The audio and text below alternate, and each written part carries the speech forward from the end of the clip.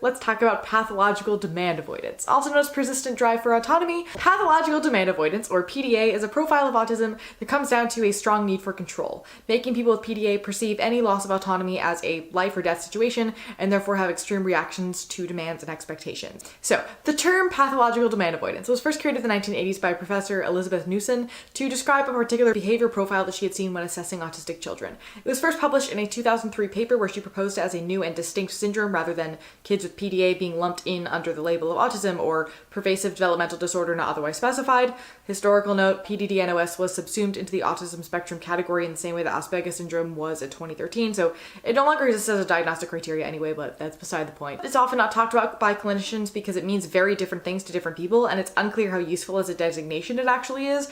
It's also unknown if it's just a certain personality type intersecting with autism, or if it's a trauma response, or if it's just a healthy assertion of autonomy, or something else entirely.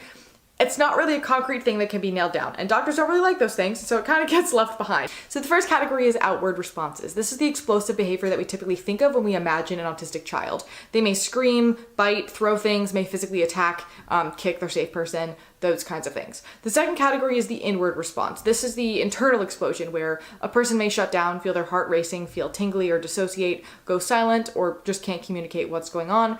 This response is observed more commonly in teens than in children. There's this concept of leveling or compensation behavior that goes along with PDA. I found a lovely human on Instagram who writes about raising PDA kids and caregiver boundaries and self-care. Her account is at Peace Parents.